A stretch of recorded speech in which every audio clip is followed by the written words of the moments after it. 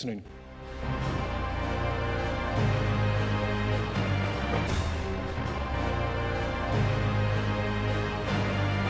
Well, coming up this afternoon, the Ghana Meteorological Agency cautions of thunderstorms and more rains following weekend floods that wreaked havoc in most parts of Accra and surrounding areas. We'll be telling you more about this.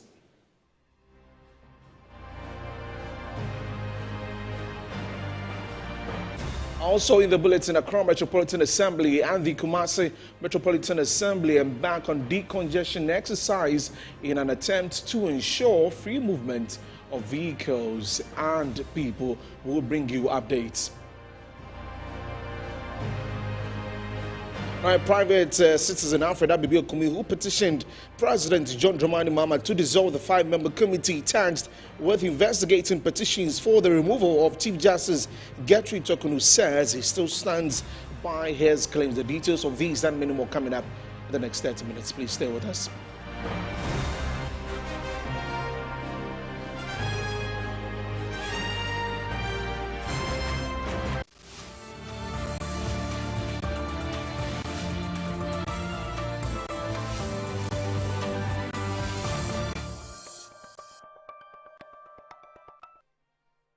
Hello again, many thanks for joining us. Now let's begin with our very first story. And the Chief Executive Officer of the Accra Metropolitan Assembly, Michael Alote, is assuring that the decongestion exercise by the AMA in parts of Accra will not be a proverbial 9-day wonder. Addressing the media during the phase 1 of the exercise, the Accra Mayor reaffirmed his commitment to ensuring orderliness in the nation's capital. There's more in this report. First phase of the decongestion exercise started in the early hours of Tuesday, May 20, 2025, from Kimbu and surrounding areas through to Kwame Nkrumah Circle and Kanishi in the Greater Accra region. The operation targeted vendors who ply their trade on pavement and roadside in key parts of Accra with the aim of improving cleanliness. Municipal Chief Executive for Clote, Alfred Ato Alute Gezi, told the media that phase 1 of the operation was successful. We've been able to tour the central district of Accra to ascertain the level to which our request for traders to move off the road and the pavement. I think we've been successful. We started this morning from the Kimbu area through to Mokola, to CMB, to Circle, to Kanishi. Some traders commended the AMA for the concerted effort towards orderliness, while others expressed shock over the development. Today, this morning, we are really shocked. We are really shocked. And you know, the country is in disaster. The country is so hard. You know, the economy is very hard. We can't even cope with it. Things are too tough for us, even being the indigenous of this country. So what are they telling us to do now? It's only they have to straighten us and put us at appropriate places for us to enjoy, to take care of our children and our family. So right now, I want the media to help us. We are dying. Wahuni se nini mani yai. Enti wanya gidi. Wanya boko no wama baby like say yantina ho. Enti yani aji. So wampa me kura say yankofie. No wama baby yansu ya besha say baby odi ama ya bedi honi. Ni betina baby odi ama. Meanwhile, the mayor of Accra, Michael Alote, has assured that the operation will not be a 9-day wonder. The decongestion exercise was spearheaded by the Accra Metropolitan Assembly in partnership with the Clote Municipal Assembly, the Ghana Police Service, and other security agencies. We'll give you more updates as this exercise continues. Now, away from that, following the May 18th heavy downpour, the Adentan Municipal Director is confirming 2 additional deaths, bringing the total to 5. The heavy rains displaced residents, caused widespread destruction and claimed lives, with floodwaters submerging homes, businesses and schools. According to NADMO, the organization is assessing the situation to provide necessary help and relief to affected persons and communities. As a result of the flood, yes, you have witnessed to what really happened on the 18th of this month, last Sunday. The whole Adenta Municipal was flooded as a result of this heavy rainfall. Currently, 2 dead bodies are confirmed. Just retrieved, about 3 hours ago, we just retrieved a 5-year-old daughter who was also washed away as a result of the flood. As a result of this water, we could not go beyond to assess what really happened. But I think after the disaster, we are here to take fully data of the situation on the ground. As you can see, my officers are already on ground. When we are done, we put all the data together, then we know who were affected most. Our assemblyman is also helping us to do those assessments. Yeah, so currently this is situation on the ground. Situation as at now is the same situation all of them are facing. The result of all this, some have lost their properties. Some house got broken down. Some was also washed out. In fact, situations are the same. Some clothing is a problem. They are facing material problems. Some are also facing, in fact, health problems. As a result of this, some of them were even hurt. So we are taking all those data. We're able to know so that we know how many were affected in this kind of situation, so that we're able to resolve these issues. The Minister for Works and Housing was here. Yesterday, the Chief Executive, Municipal Chief Executive, our MP of Adenta, the Municipal Assembly departmental heads were also together with the national NADMO directors, the regional directors, were all here. So whatever we are doing, it is to join the judges. The judges were there. The judges have not spoken. They have not spoken. Yeah, he said there was no meeting. He said the evidence that we have shows that he was there with someone before he moved to the other side of the restaurant. If you've been to that particular restaurant in question, you know how the place is. You have the right side and the left side. He was at the left side and moved to join the judges at the right side. And they were there for a long time. And you see, there's something about Ghana. There's a saying that everybody knows somebody. So don't think sometimes there are things that you are doing it in privacy. And there are people that, because of a certain little procedure that someone is going through, they want to pay attention to the very people that are involved. So how do we justify that there's really integrity in the process when there are 2 judges who are supposed to be part of a community? Well, away from that, let's talk climate change. And it has been agreed that greenhouse gases such as carbon dioxide warm up the atmosphere and limits the Earth's ability to cool itself. And this leads to the damaging effect of climate change we witness in our world today. At the Paris Climate Summit in 2015, over 100 countries signed up to an agreement which impresses on countries to reduce their greenhouse gas emissions and limiting the global temperatures to below 2 degrees Celsius. A Ghana-based developer of nature-based solutions, carbon assets, EcoBliss Climate is supporting the government's efforts in this regard. The company has received early-stage governmental endorsements from the government of Ghana and the Republic of Singapore for a large-scale carbon credit initiative in Ghana's Upper West region. Now, the project aims to reduce and remove approximately 3.6 million tons of CO2 equivalent to 2030 across 91,000 hectares of land. The initiative aligns with Ghana's national climate change policy and Singapore's international carbon credit framework. Now, joining me for more on this is the CEO of Eco Bliss Climate, Awuni Lord Anthony. Good afternoon. Thank you very much for joining us here on the news. Tell us about this particular project and what it means for us as a country. Good afternoon, sir. So thank you very much for the opportunity. Eco Bliss is a project developer based in Ghana, principally focused on nature-based solutions. So our intention is to help Ghana achieve its NDC's target set by 2030, specifically when it comes to the conditional NDCs.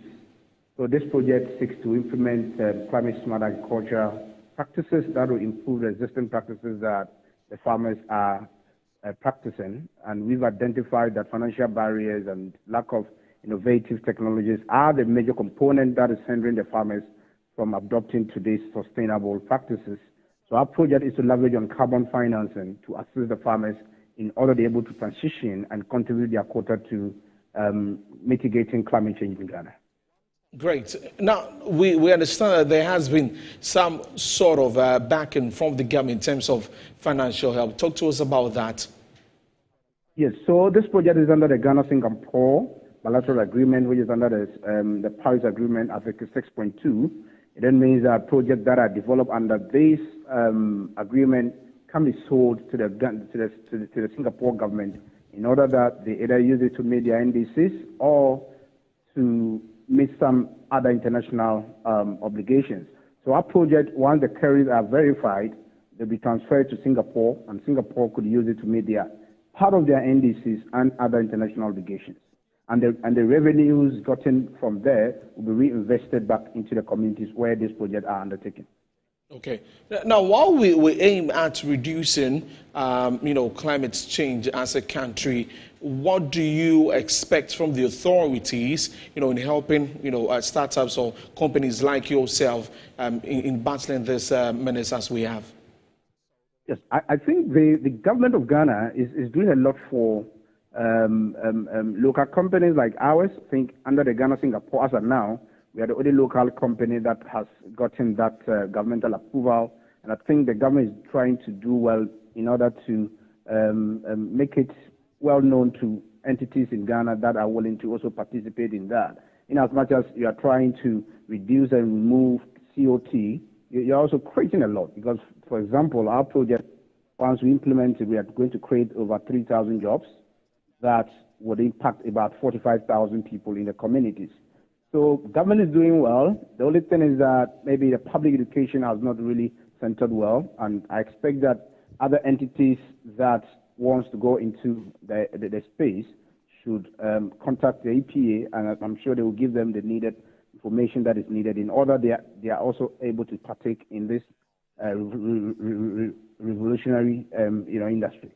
Great. Now, how will you also ensure that Ghana gets the best from this partnership and the pendulum isn't skewed towards, just the other party, and the country can also benefit? Yeah, so about 95% of revenue will still come back to Ghana. It's not as if the revenue will stay there, and this revenue, chunk of them will have to go back to the community. Apart from we helping Ghana become a climate resilient economy, we are also creating sustainable jobs. Most of this project has a lifespan of 40 years, and therefore it means that we're going to create a lot of sustainable jobs for the youth and the community members in those areas that we are creating.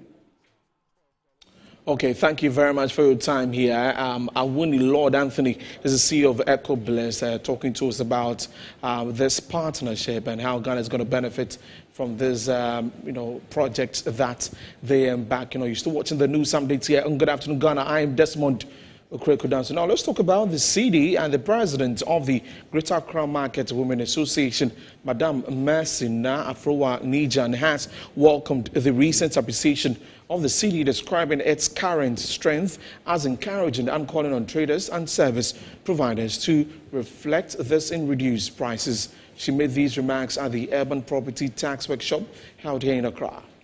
The CD is coming down, but as they were saying, they have bought their goods before the CD is coming down. But another sense of thought. When the CD was going up, they bought their goods already, and they were able to match their goods with the CD climbing up. So when the city is climbing down, why don't they match their goods with the city climbing up? So it also needs education.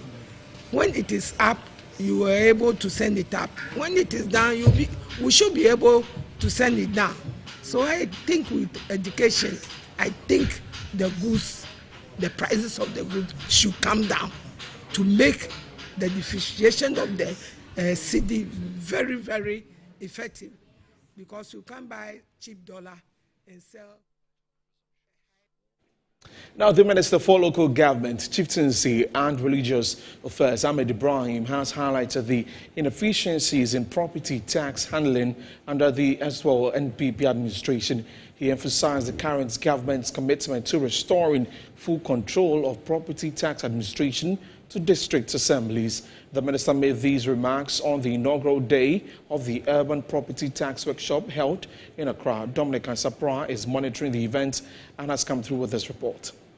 The African Cities Research Consortium, ACRC, has convened a 3-day urban property tax workshop in Accra.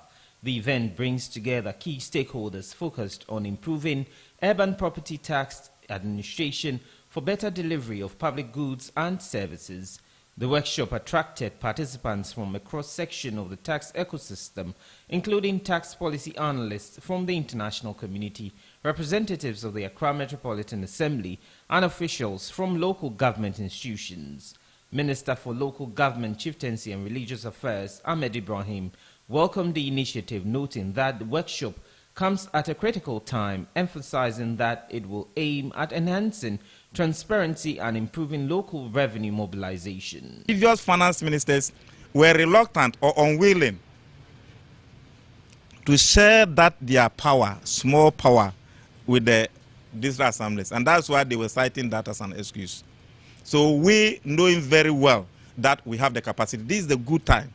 And the government in power has to test majority. NDC has no excuse. You have to test majority of all the MPs in parliament. And you have been calling for municipal bill. And the finance minister was the minority leader. So what excuse again do we have? So this is the time to rewrite all the past mistakes that were committed by this state. We must correct them. Lead researcher at the ACRC, Dr. Samuel Bitter, also emphasized the importance of rethinking how property taxes are managed in urban centers. Liable for rating or not, their duty to stay complete stock of what is existing, including containers, including kiosks and the rest, their duty is to do that. But when it comes to property taxation, kiosks and the containers are not included there because in those areas it's even difficult to get the people to pay. These are informal areas. It's difficult to get them to pay. So assemblies would only concentrate on permanent attachment to the ground. Tax policy analysts from the international community also spoke to Metro Business. What we've opted for in previous countries where we've worked in is we're trying to simplify it.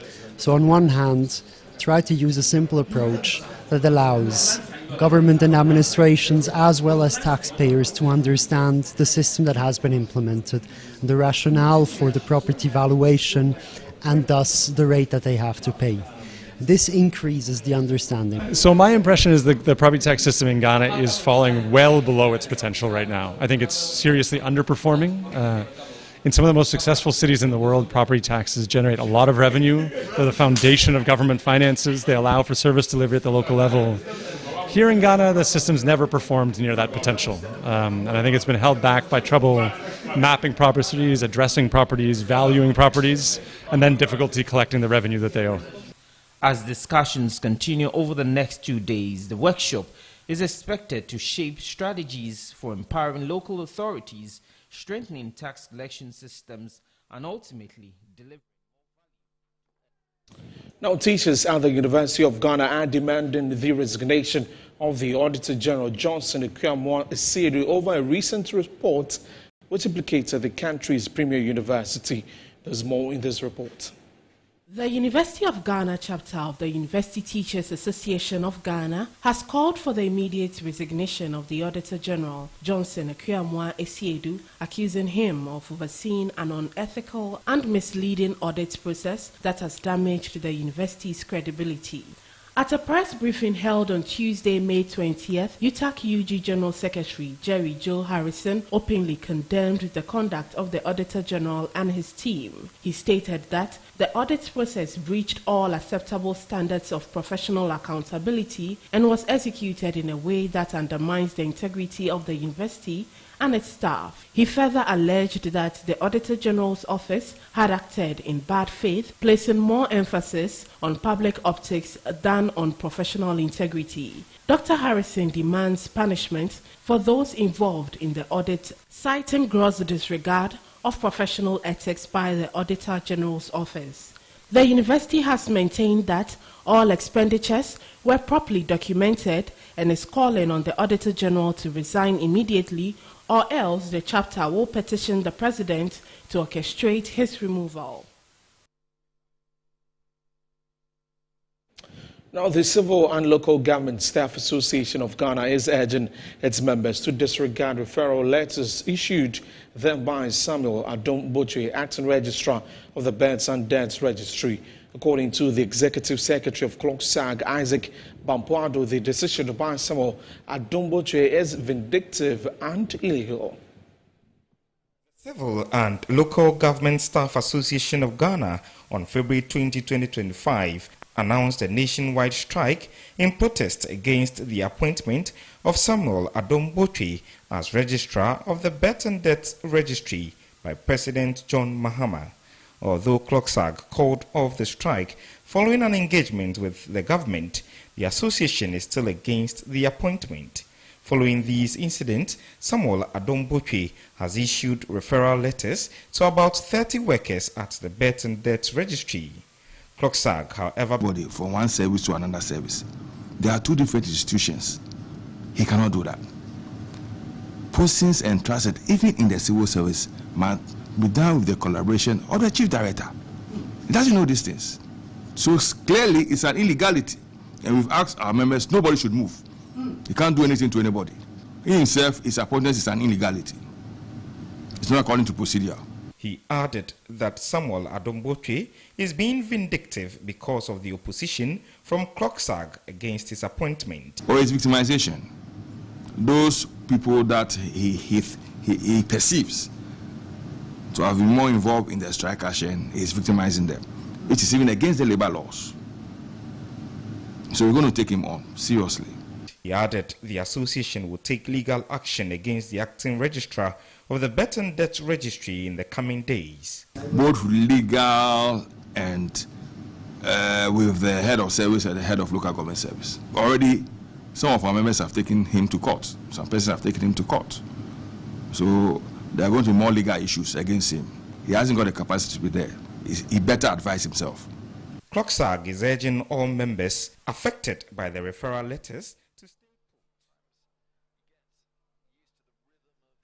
put. Now, just before we wrap up, Child Rights International has expressed deep concerns over the recent crackdown on street children, questioning the approach taken by authorities and emphasizing the need for better protection and care in the repatriation process. The organization pointed to Section 18 of Ghana's Children's Act, which mandates the Ministry of Gender, Children and Social Protection to provide care and protection for children in need. However, the NGO noted that there has been no clear indication of how this ministry is involved in the current exercise.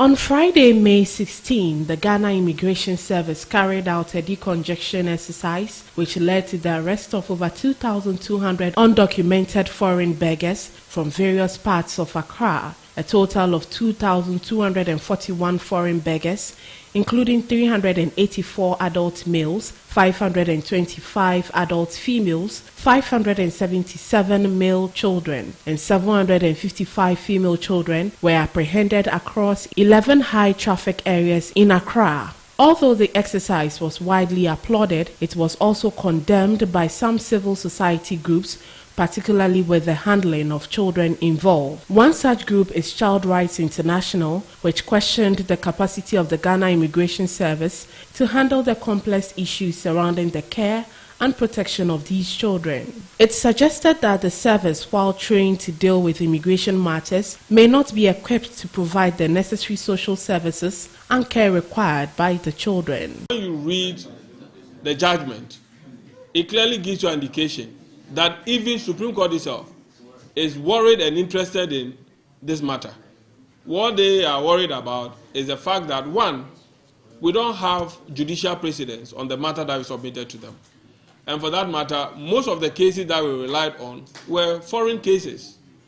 And they also need to understand the procedure. So if you look at Professor Mensah Busu's position on this matter, she made it clear that in most of the trials on matters of this nature, it started from the High Court before it came to the Supreme Court. The NGO made several recommendations, including capturing the biodata of the children and adults involved, conducting DNA tests where necessary to determine familiar relationships, and carrying out detailed needs assessments to provide appropriate health care and social services. He nailed it. So the issue was dismissed, all right, on the basis of capacity and jurisdiction. But the substantive matter, they've determined that, and that for me is where our interest should be, that as a country, we all agree that having children to beg on the streets is unlawful, and we need to take action to deal with it. So sometimes when I hear the case has been dismissed, blah, blah, and all that, I get a bit worried, because when you read the judgment, you know that clearly they hold the view that we hold. But technically, they cannot take any decision on the matter. The organization also emphasized the need for strengthening Ghana's borders to prevent further influx of children being used for begging. And that's all for the news updates this afternoon. I am Desmond Okrekodanse. Back to Annie Fampo for the rest of the program. Annie.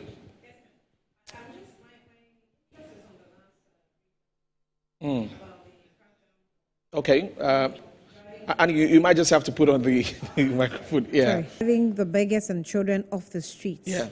I'm not sure how you think this is sustainable, or if this is just a 9-day wonder. I'm not sure. Well, I just hope that it is not. But as Brata Pia mentioned there, it's a very complex situation because you have children mixed in there and people coming from other parts of the country. So it now turns out to be how we, relate with the governments of these nationals, as we know some people are from Burkina Faso, from Niger and other countries, and how we can even get them back to their countries. But for the very young ones in there, it's going to be very difficult how we're going to find our way around this. But truly and really, we need them off the streets.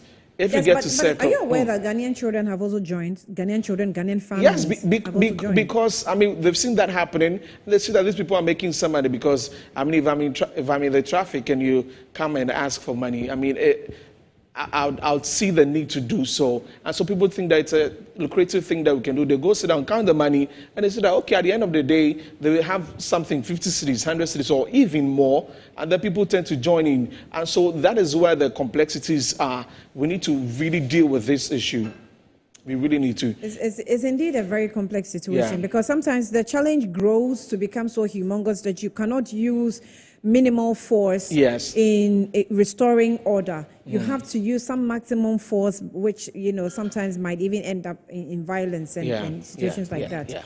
But let's see how that goes. See how that goes. But I'm also interested in the flood conversation that we're going to have. Yesterday, it rained heavily around my area. I don't know for other areas, but we've been told that there's lots of the rains coming down, and I don't know how we're going to prepare ourselves for this. Yes, it's part of the conversation. I think it has gotten to a point where if you live in an area where maybe it didn't used to flood, now you are really not sure. Yes. Because even if your area is not a flood-prone area, the developments that have happened around us over the time, over the period, over the years, have taken over waterways. So water, being a beast, is finding its ways. You know that even in concrete walls, water will seep through because it needs to find its way to a certain destination. It moves, it's not stagnant, unless you contain it in a space. But what is happening now is that even if you live on the hills, just be rest assured that it might catch up with you. It might catch up with you up there. Yeah, we're seeing homes are now halfway. Yeah. Very soon we'll see full houses submerged. And it's crazy. In the waters. So really, that's really what's crazy. happening. But we will see how, we're speaking with the Meteo. So we want to find out the amount of water we should be expecting in the next few months. Yeah. And then what kind of preparation they will advise we put in. Because even if we're looking at the restructuring, resetting, whatever it is, the rains are already in. They're here it will take a while to do that. So yes, what are the emergency actions that we have to take? We'll be speaking with the task force, the flood task force put in by His Excellency as well, for them to give us updates of what. In all of this, just be safe. Yes, of course. Yes, of course. Got to be safe. Indeed, be safe. Yeah. Desi, thank you so much, and you're welcome back once again. Let's take Thank another you. breather. When we come back, we'll get into the issues and we talk floods, the MPP, other matters coming up. But let me just update you that just about a few minutes ago, we also have reports, or we've received reports of the Ghana cedi, keep rising, or the dollar keeps falling. So just this morning was around 12.4, and about 30 to 1 hour ago, we are now recording 11.90 of the Ghana cedi. So you can also check where you are if our statistics or what our producers are giving us is correct. The Ghana cedi keeps getting stronger against the dollar. Is it positive? Is it negative? We'll see about that as well. We'll be back shortly.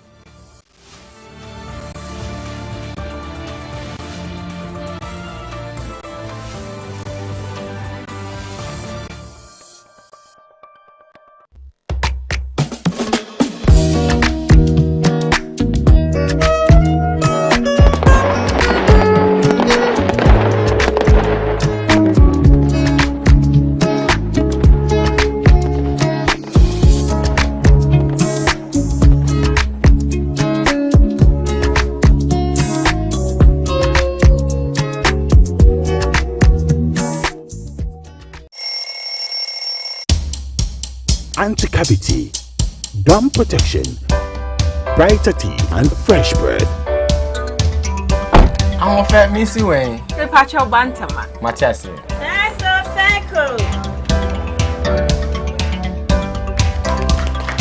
It's her smile. The fresh breath. Me, Jidi said we use Cal 360 toothpaste. Some kind. Cal 360 toothpaste. That's here. Cal 360 toothpaste. It's a gum protector. Onim jom kasan. Ile kosen. Cal 360 did the way. It's cool mint. Gives me fresh breath and your confidence booster.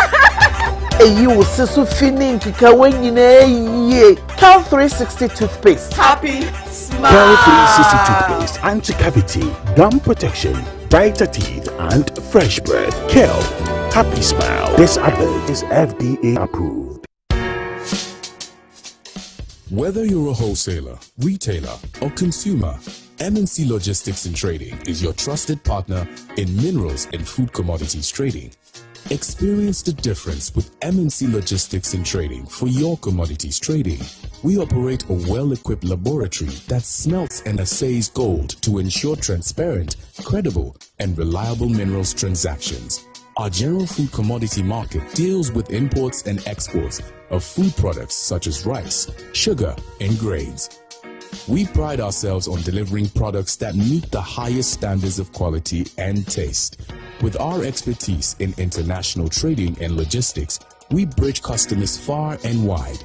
Locate us at number 4 Neosai Interfo Avenue, East Legon, Accra. Call us on 030-299-8246 or visit our website www.mnclogisticsandtrading.com. MNC Logistics and Trading, hub of confidence. Some movies change the world, and you'll find them elsewhere. Mnet Movies 4 is just in it to change your mood. Great. They turn an ordinary night into something awesome. Make you laugh louder, smile bigger, and feel like a kid all over again. Yay! This is gonna be so much fun! The only thing our movies are seriously serious about is making you happy. All month long. on Mnet Movies 4 for the easy, cheesy, silly, funny, snort laugh classic movies of your life. Did you know you can make money every day on the Wanaon game app? Here is how to play and win. Watch Wanaon on Entertainment Review every Monday, Wednesday and Friday on Metro TV. Scan the code for access, select a game and play away. There's money to make on Wanaon. What are you waiting for? Wanaon, more money every day. Endorsed and accredited by NLA.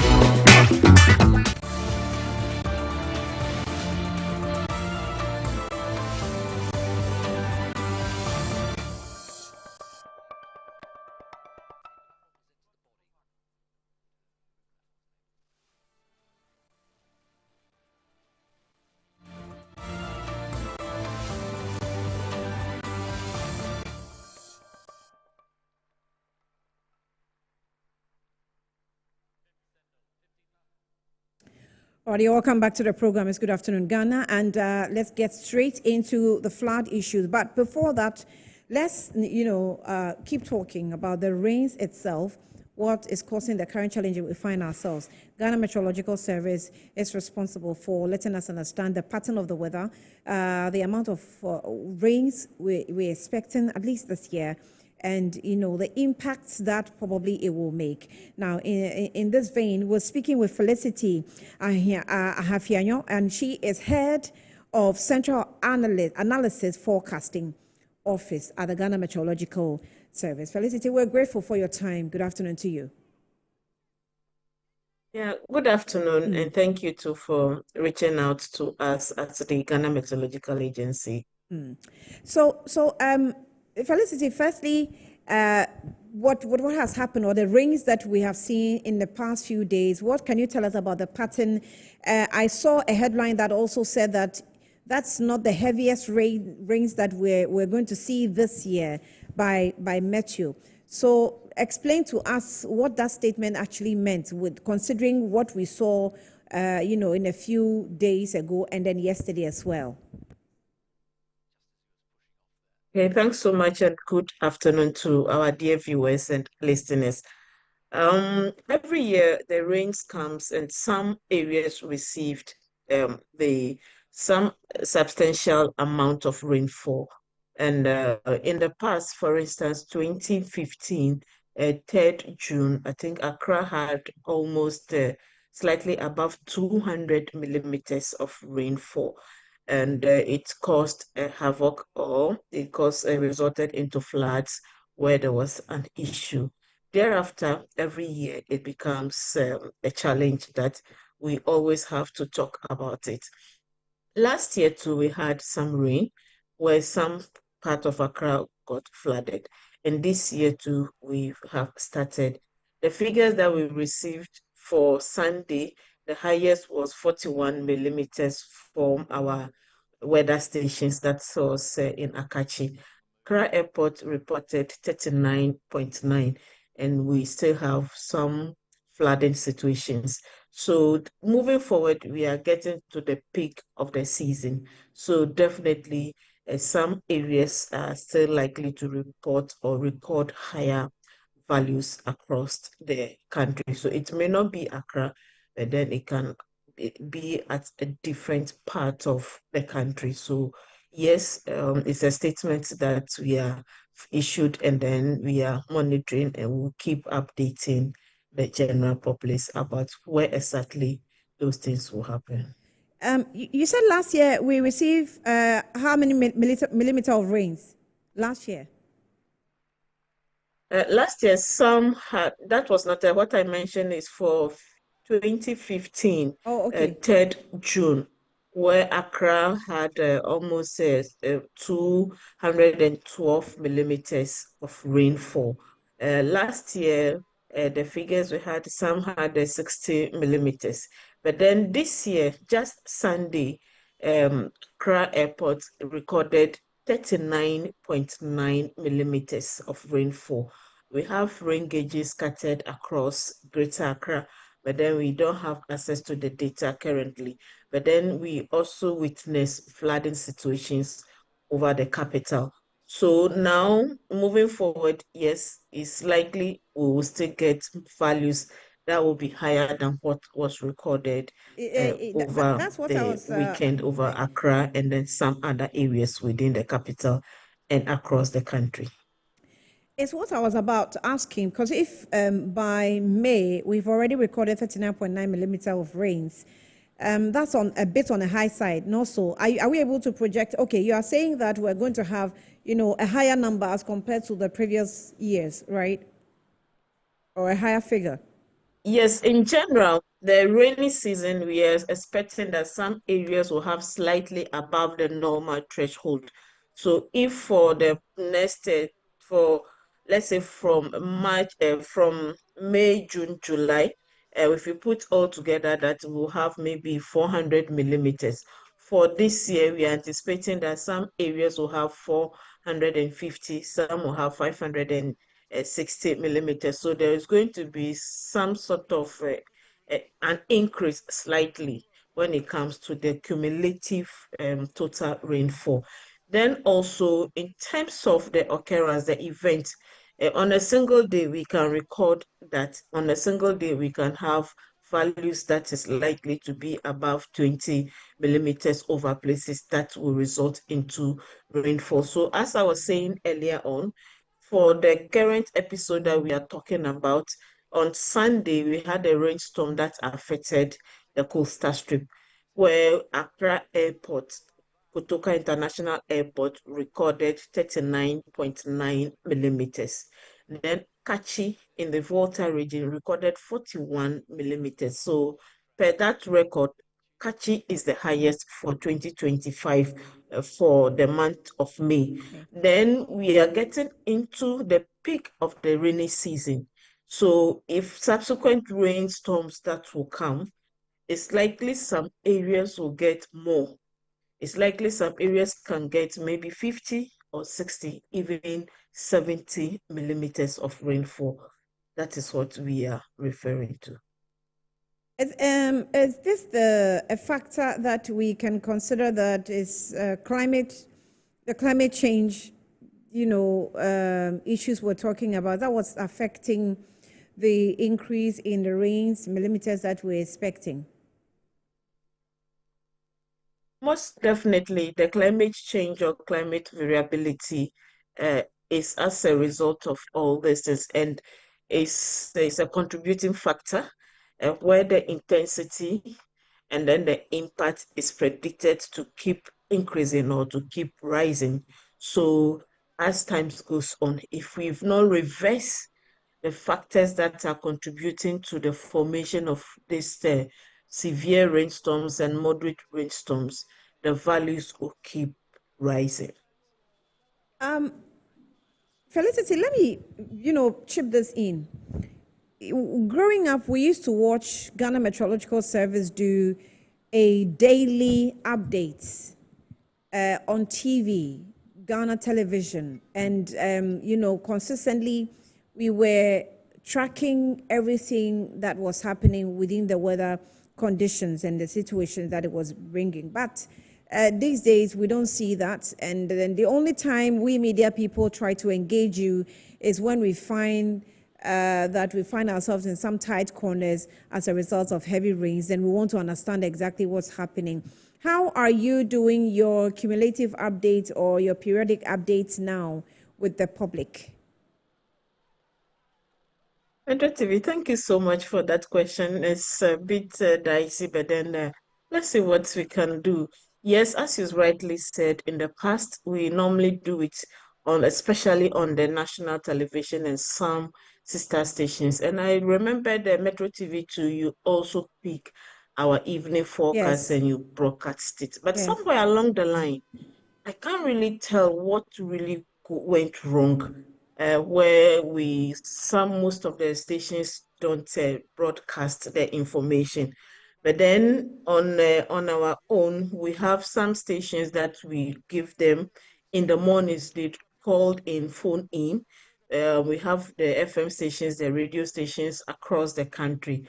Currently, we are doing about 30 or so media houses that reach out between 6 and 7 a.m. every day, Monday to Friday. Then we have 3 stations that do the weekend 1-2 on our behalf. So they call and we assigned our duty forecasters to them. So they call and then they give the forecast to them. But then on the national television, we do in the morning, but in the evening, we are having a dialogue to see how we can resume back. And in the past, we had a challenge with our studio that we were working with at the Ghana Meteorological Agency, but then we are getting it fixed. For now, that is why we are relying more on the social media platform instead of the traditional platform. So we have the Facebook page, we have the Instagram, we have YouTube, we have our website, Ghana meteo.gov.gh. So we have all the products that we need to use for the general public. We send it over there. So if you are with us, you can have access to it and then get yourself updated. So we will also be glad if Metro TV, you can come back where we forecast to you 24/7. I asked that question because now that we're talking loudly about climate change, it has become imperative on you to, be very consistent in providing daily updates, periodic updates, whether rain or shine. So we know exactly how the changes in the climate is going, because it looks as though we're becoming just knee-jerks. And it's good that we have social media now. You're making use of social media. Then we didn't have social media. But now the conversation around climate change is putting a lot more pressure for you to have more platforms. And I also, suppose that traditional media gives you the room to use a language that makes it more understandable and acceptable by viewers and listeners, not so? Yes, the traditional media houses helps us a lot. So that is why when it comes to the seasonal forecast, we always called on you. You come and then we give the information and you broadcast it on our behalf. The challenge now is getting the daily forecast on our screens every now and then.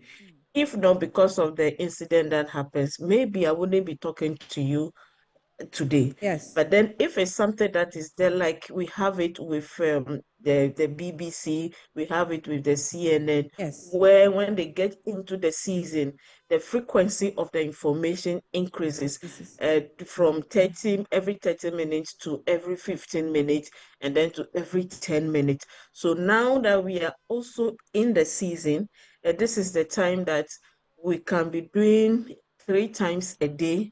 And the days that we anticipate a storm that will be coming, like this coming weekend too, we are anticipating that a rainstorm will affect the country. And the areas that will be hard hit will be the north. The 5 or the 6 regions within the northern enclaves is where our attention is on now, and then part of the middle belt. So if we have this information and we have the traditional media in place, where we can be coming on 3 times a day till that time comes, and then every 2 hours or every 1 hour we update, I think it will help us. But then it lies on you, and then I believe NCA also have a role to play to see how best all these things can be addressed, so that everybody will be informed ahead of time before any storm or any all right, a quick one before I go to Richard. Richard is on the phone lines to speak with us, and Richard is actually the head of drinks at Ghana Hydrological Authority. He also is on the anti-flood team. That's a task force that was set up by the president. But come again with the areas that we're expecting the rainstorm. You said Northern Enclave, Middle Belt. Is that it?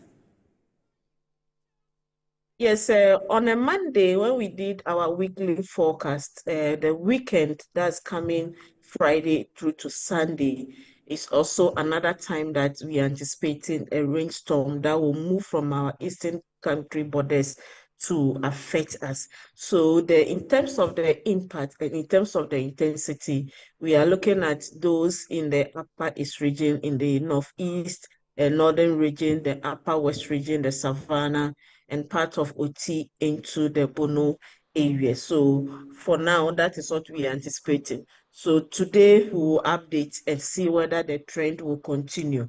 And then by Friday too, we will update. So once we get all the signals, once we get the system forming over our Nigeria, and we can get it on the satellites, then we will keep releasing a warning. So for now, we are telling that yes, we are anticipating a storm that will come across again for the weekend. And if it comes with the areas that we are anticipating that will be greatly affected, will be over the northern sector, but we will be updating. So if you make your platform available by 6 p.m. this evening, we will get the information for you tomorrow through to the time that the system will come. Definitely do hold on. Richard Ameko, if you can hear me, good afternoon to you.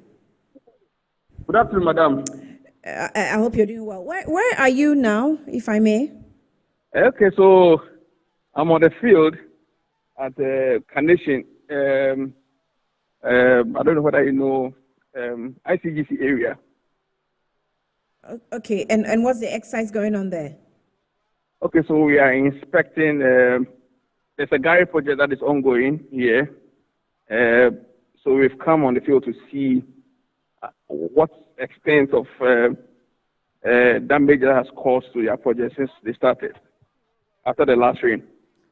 Okay, so you've listened to Felicity. It's good that you are monitoring the garage project. Felicity has indicated what we should be expecting in the next few days.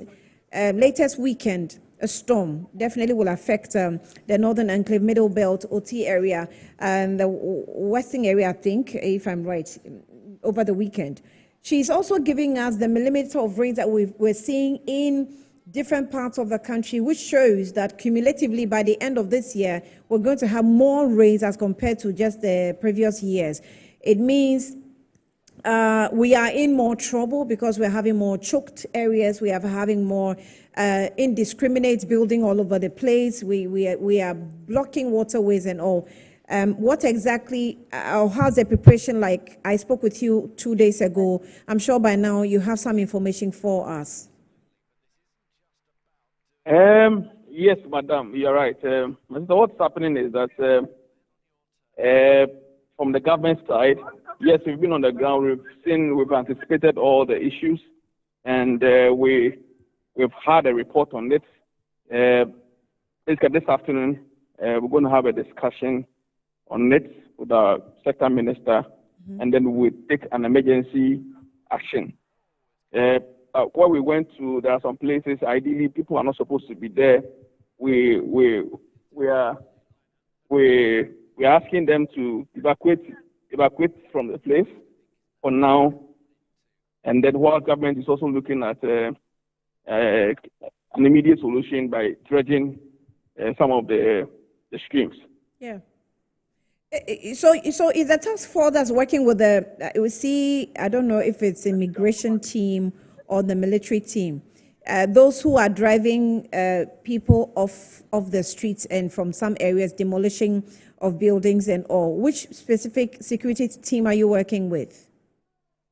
Okay, so I am with the task force team, and we are looking at buildings along the waterways, and then encroachment as well. And encroachment? Yes. So far, the demolishing activities that has taken place, are there possibility of legal actions attracting legal consequences? Yeah, of course. That is why if the team has some lawyers, I don't know whether you know the team that President has from the task force team. So basically, issues that will come out with legal issues is going to be dealt on that. Okay. All right. So, having spoken with Felicity and what I've already said, it means that we are already within emergency situation. You need to kick in some actions and what we have to do going forward. The water tables have risen, obviously, with the rains we've received in the past days, but we're expecting more. So, what do you have to tell the public as it is now? A lot of people are having their homes flooded. As I sit here, I'm a victim. So exactly what should we do? Okay, so if you know you are in a low-lying area on a flat plain, we'll advise you to evacuate from those areas its own way. And then if you are living close to every drain, you need to move away or evacuate the place before any heavy storm. And then we should also be monitoring the weather forecast from Meteo, at least to help us or to guide us. So then once you know the hot spots, you don't get close to those places for now. Okay, if you can reposition yourself, do we have any special makeshift systems that have been built for victims, maybe canopies? I'm not sure. If there are specific areas for now, if there isn't, let's know, just in case people want, some shelter. Okay, so if I understand it clearly, are you referring to safe havens? Yes. Yes. So that falls under NADMO. NADMO, yes. Yes, please. So I am asking because NADMO is on the task force team. So if you would, let's understand what preparation they have also done. Or do you want us to speak with NADMO itself? That's why it's a task force team. So all of you must have the information in one document, not so? I agree, but then it would be appropriate to speak to the NADMO officer on the task force team, please. Oh, all right. So it means that you can, compile them and let us have it just in case there are safe havens that have been created for people who are really in need. Very well, my sister. Okay. Okay. Richard, will you be here? Thank you. We'll get back to you. Felicity, please, maybe last words before you take leave of us. Yeah, thanks so much. As we keep saying, the rains are here, and the peak, we are expecting the peak in June for the southern sector. For the northern sector, we are expecting the peak around July, August. So more rains are on the way, and definitely as the ground is getting saturated, we will be having this flash flooding that we are experiencing. So wherever we find ourselves, the first thing that we need to do is how to have access to the Ghana Meteorological Agency forecast and then make good use of it. And then also on our own, let's create waterways for the runoff waters that may have, that will happen so that in the twinkle of an eye, it can move fast so that we will have our background to work with. And the school children is key for us. They are in school sessions. So the headmasters, the headmistress, GES, we are calling on them to help us so that the structures that are in place, some are weak. They should send some experts to go and check the classrooms so that they can renovate as soon as possible. So that in case an area experiences a strong winds, it doesn't bring havoc to us as parents. Right, Felicity Ahafianyo, we're grateful that you engaged with us. We'll be expecting your periodic updates, I'm sure, and then we can help you disseminate the information as you assured. All right. Thank you very much. Felicity is the head of Central Analysis Forecasting Office at the Ghana Meteorological Agency. And that she just gone by giving us updates of what's happening. But we should be expecting that heavy rains are going to come. More rains are going to come. We're recording some more 39.9 millimeters of rains in certain areas, some above 50 millimeters of rains. It means that if they are accumulated, we're expecting much more rains compared to the previous years. So we are in trouble. Anyway, we'll zoom into the Ashanti region. There's a very interesting gentleman that has been in the news for some time now. Every time, when my producer actually mentioned that he will be on the show, I couldn't believe it because he's supposed to be in Kumasi, right? But he happens to be in Accra. So we caught wind of him and we've been able to sort of invite him into the studio. He has agreed to be with us. He's in the person of Richard Ofori Ajimabwedi. He's a KMA mayor. He's joined us here, but I'll introduce him after the break.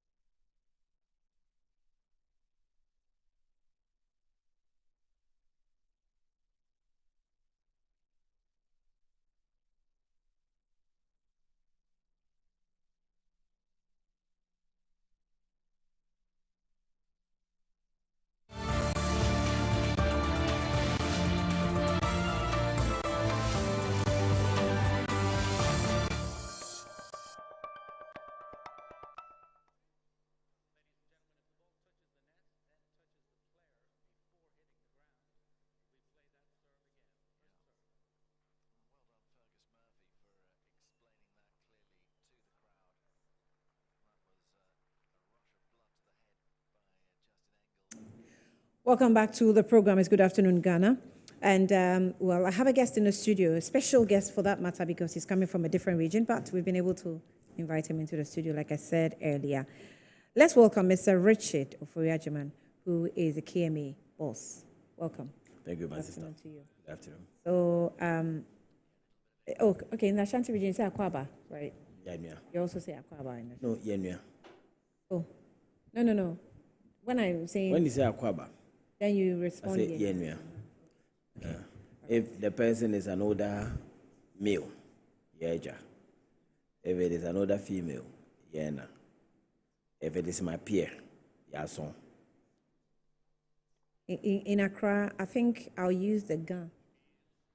The guns will say, gun.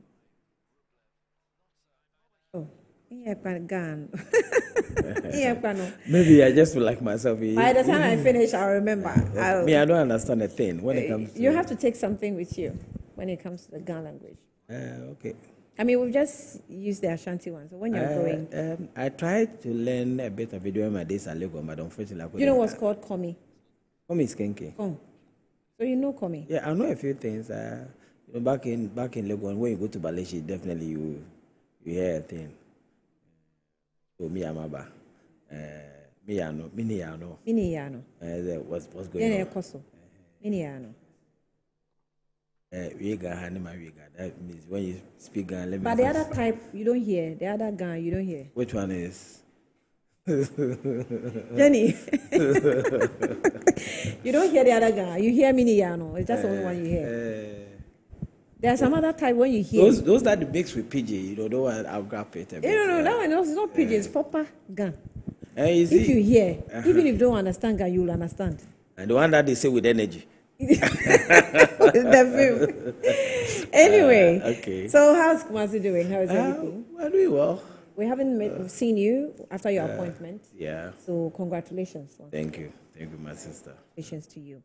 So I think the first issue that I want to address is what brought the controversy around you. I don't know if I should describe it as a threat, or I should describe it as a warning, or I should describe it as an advice. What did you seek to tell street hawkers and vendors when you threaten that if we ask you to move and you don't move, and I come there with my boys, I'll beat you, or my boys will beat you? What did you seek to say? Let me say it was an advice that was misconstrued. Okay. You see, when you're a manager of a situation, you'd want to get the best results out of the variables that are available. And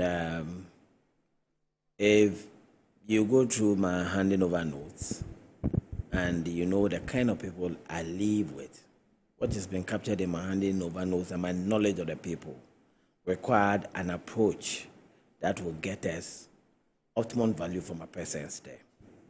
So I wanted to put across that we must do what is right, and I was not going to countenance wrong. Basically, that's what I wanted to put across. Okay.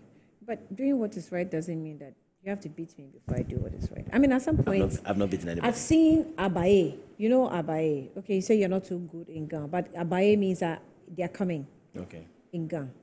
So when they say Abaye, the traders know that something is happening, so they begin to run with their goods and items and all. If the Abaye comes to meet you, they have not told you they will beat you, but they will beat you.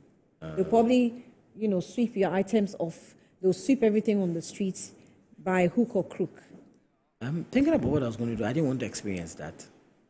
You see, I have lived most of my life around the Doom.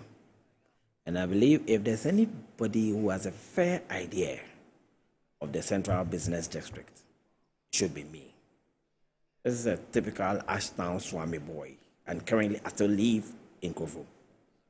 Who growing up, I had my primary education at the Four Guys Education Center at the 4BN in Kumasi. Then I was living at Tech. So every day you'll go to a room.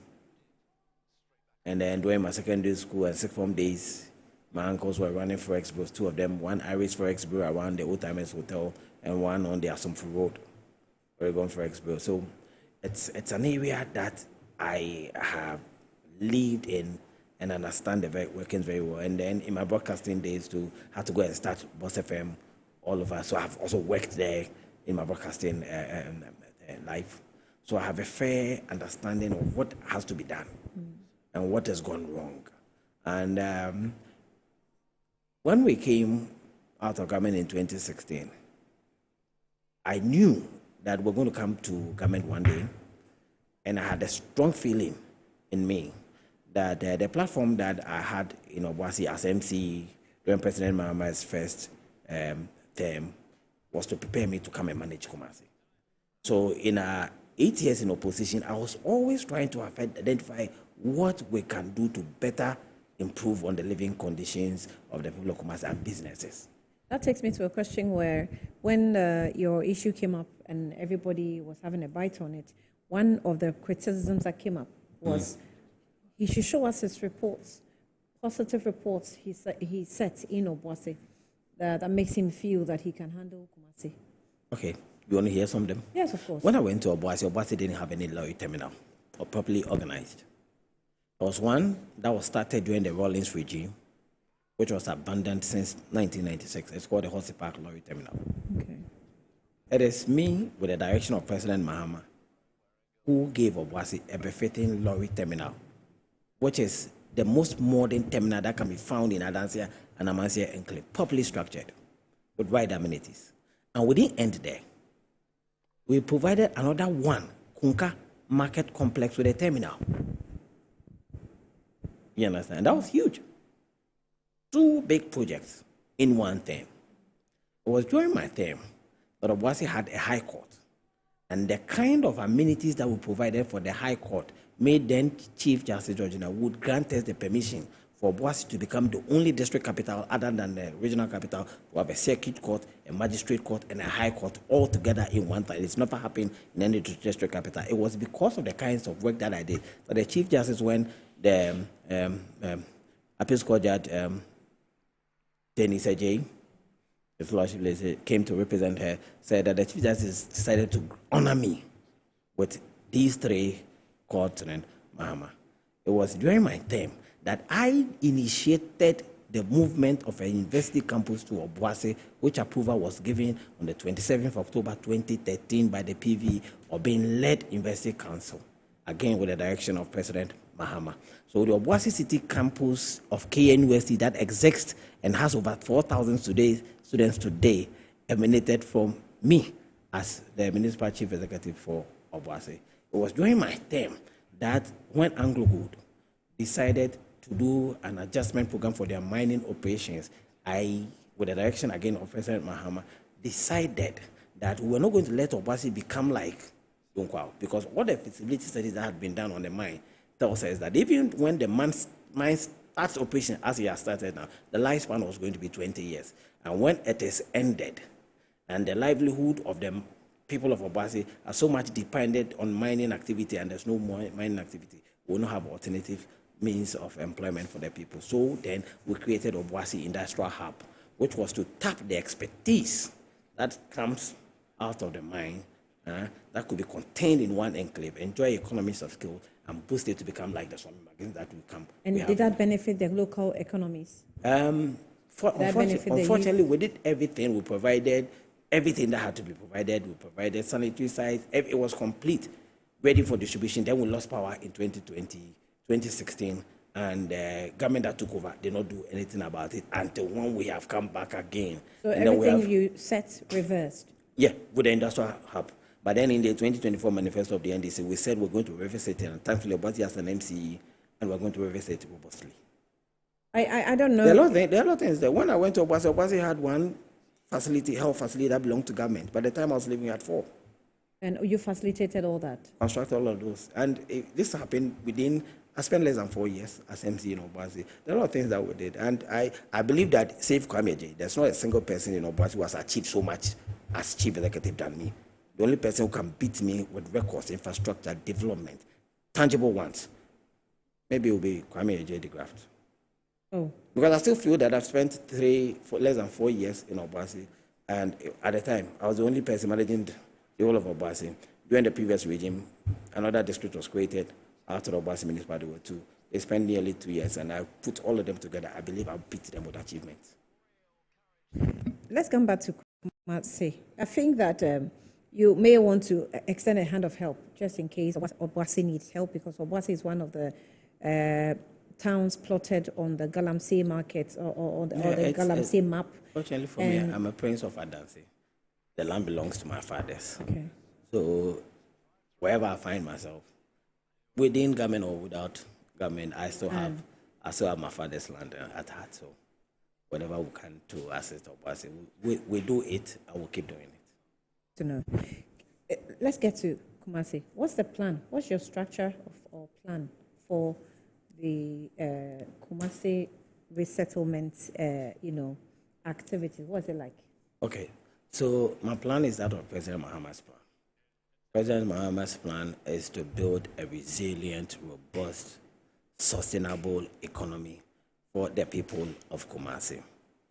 And to be able to do that, we must first and foremost create an atmosphere that is congenial and acceptable for existing businesses to thrive and to attract potential business opportunities into the metropolis. So the first thing we are trying so hard to do is to make sure that the environment that we came to inherit, which is in a very bad state, we improve on it. And then as much as possible, make sure that congestion, which has become a major impediment in economic activity, especially within the business enclave, we do something about it to have an improvement. And then businesses can begin to flourish. And once they're able to retain profit, then they can reinvest profit. And then other people will also identify the potential that is there. So we are setting the stage for it, and gradually we are getting good results. As we're having a conversation about floods, I had someone tell me, the person actually comes from Kumasi, tells me how even Kumasi has also started seeing last Saturday floods. I'm not sure what Kumasi or Ashanti people will say. Is it because of buildings like we're doing in Accra? Is it because of plastics choking drainages? Is it because of the silting that we're not doing? What exactly is happening? Okay, so it's a combination of all the three that you have mentioned. The haphazard management of plastic waste it's a major contributor. The topography of the areas itself, it's principally because of human activity, and then how we have managed it previously. So it's a combination of all the factors. But thankfully, we're now putting various local government in places. We're now having most of the MCA nominees within the Greater Kumasi Enclave confirmed. And last week we met all of the assemblies that are within the Greater Kumasi. So we met with their environmental health officers and their works engineers, and we are trying to chart a path on how to manage these situations. And how difficult do you think it would be? Maybe you anticipated some difficulty, which is why your earlier comments was that if you don't move, we'll beat you. Fortunately, they are moving. They are moving. They are responding positively. Does that mean that comment yielded positive results? Everybody that's in Kumasi knows that when I want to do something and I want to get results, I get it. How? How do you do it? If I want to get the results, I'll find some positive means to get the results. Positive means to get the results. So what's the positive implementation you've done that's getting the results of people? So it means that you've already started demarcating areas, plotting them and making sure that no one's supposed to be here, there, and we have not given the notification. We have not given any. We haven't done any demarcations. We have just told them where we don't want them to be. Yeah, so you already know where they don't have to be. Yeah. We have communicated to them. We gave 2 weeks, a grace period. Then I was advised to extend it to a month. So we did that. So from the 2nd of May, we got onto the areas where we do not want to have them apply any trade or hawking activity. And they themselves are helping us by responding to our directives very well. Where did they move to? In Accra here, those the areas they are decongestion and moving people, they're trying to find alternatives for them because some have been in certain areas for so long. Moving them is like just destroying or taking their livelihood. So what's your alternatives? So the alternatives are in various markets that are within the Greater Kumasi enclave. Okay. There's a race course. A chunk of the people who are on the roads, who are on the streets, have spaces at race course that they have abandoned. So we're asking them, those who have spaces at race course, to go back to race course and apply their trading activity. We are not taking a lot of people from some of the pavement because we appreciate the fact that the construction of the Kiditia Phase 2 project will definitely have a spillover effect on some of the pavement. So we are trying as much as possible to ward off anybody that's in the median. If you're in the median, we won't compromise on that. If you are selling on any asphaltic surface, we won't compromise that. But there are some areas that we are adjusting. We are trying to accommodate them on pavement. Once you don't spill over onto the street, we do recognize the difficulty that those constructions has put us in. The most important is that traffic must flow. People must not impede, especially those who pay taxes to the GRA and those who pay business operating permits to the KMA would not want to have people block access to those so that they can have the right traffic, so they can make the right sales and pay the appropriate rate and taxes to appropriate institutions so that we can have resources to govern the country. What's the sustainability in Accra? It's a problem. Every leader comes, they do something, then there's a cycle, they come back. So if you move people off the walkway or pedestrian walkway, are we, creating impediments so that if there's any thought of coming back into the streets? Yeah. So for me, it's not for me. It's constant, sustainable patrol. Is that sustainable? Yeah. Patrol. Yeah. So when I came as how about putting spikes in the pavement? I'm sorry, that's just an extreme. I'm just trying to figure out how pedestrians can move on pavements created for them. I think what we're doing in Kumasi is working. What we're doing in Kumasi is working very well, and I intend to sustain it. Is the how for me? There's a dedicated vehicle, which I donated to the assembly for my own resource, and that's what they use to patrol from morning to 5 p.m. So once you see them here, in the next 25 or 20 minutes, they are there again. How many patrols of that? We have 2 patrol teams. The whole of Kumasi? For the central business district. Oh, okay. Because that's where the main challenge is. That's where the main challenge is. So they go around, and I've heard some of them commend the activity that we're embarking on, and they would want us to limit our patrols to 3 p.m., which I don't think we can budge on. Why do you think they're asking for that? They said that when it's 3 p.m., we should allow them to come back. Feel free a bit. Yeah, but we'll close at 5 p.m., so we can only get off the street when it's closing time for us to get off work and go home. For the period that we expect people to be able to access a central business district without hindrance, the road should be cleared. Because when we have a lot of people flood our main roads, they make a lot of deaths, we encounter a lot of fails, and that becomes a drain on the resources of the assembly, and we do not want to have that particular situation anymore. So we are doing constant patrol just so we don't get flood of people in the central business, and they don't make excessive debt for us to spend so much money to manage those wastes that come. Do we have plans of having more advanced systems and ways of doing this monitoring, where it's not going to be just patrol, but we're adding maybe cameras and monitoring that we're going to, charge you should you move into areas that you're not supposed to, so that we document these things for every leader to follow through. There are a lot of cameras already in our CBD, but you see, our data system does not correspond with that technology.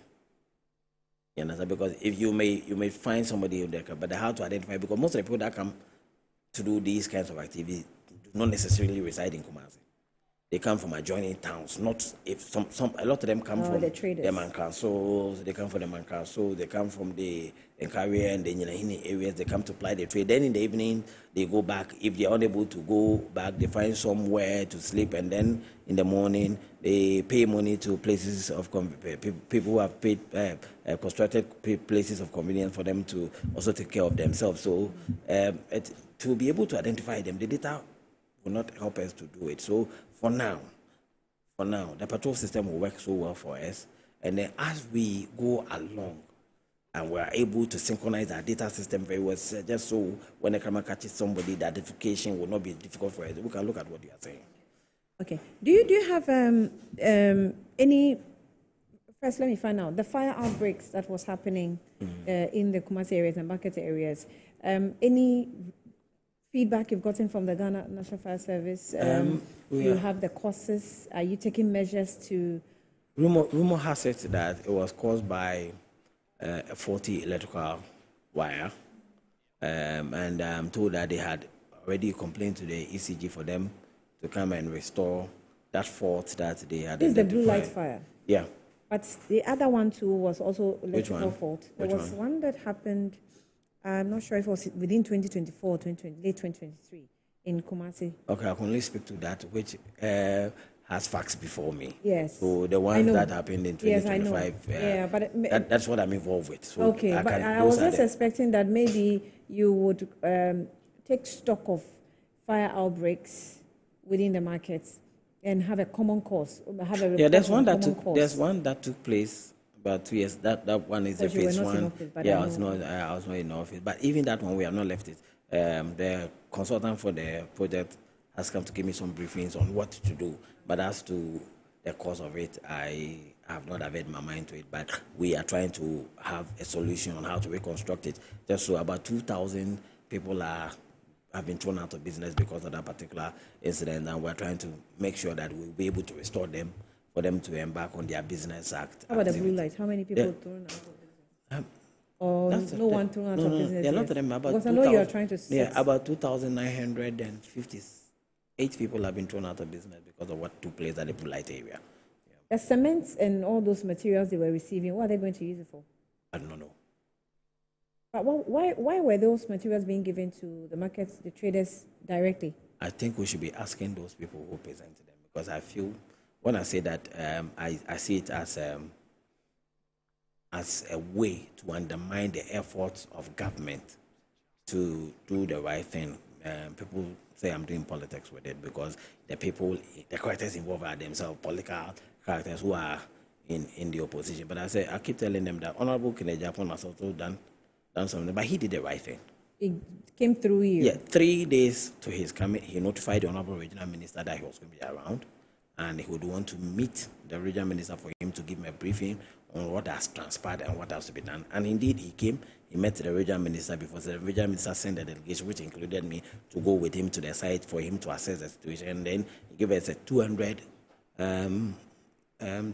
street lights, which was also given to an MP who is an officer of the Assembly. Okay. So we can properly account for that. Apart from that one, all the people who come, they go there and they do whatever. But you see, sometimes I wonder, especially when I see Asantis in the opposition party, lead them to do that. Because all of us know that on the Otumfuo's land, you first and foremost need his blessing and his counsel before you embark on any activity. So everything that has been happening on what the assessment is and what is going to be done, all of that we have to brief Otumfuo, present appropriate documentation to him, and then pick his direction before we are able to embark on an activity. Yet they know this. And yet, I don't know if they want to disrespect traditional authority or undermine. But if you see any construction, what will you do going on without your permission? I feel I have some sympathy for them, because the monies that is being lost. said this morning that we are tired of sympathizing with us. We don't want sympathy. We want results. I'm coming. I have some sympathy for them, because monies that is being quantified, liquid, not infrastructure, that has been lost is over $1 million, $100 million. Money that has been lost is over $100 million. And we are yet to quantify how much the structures that are involved will cost.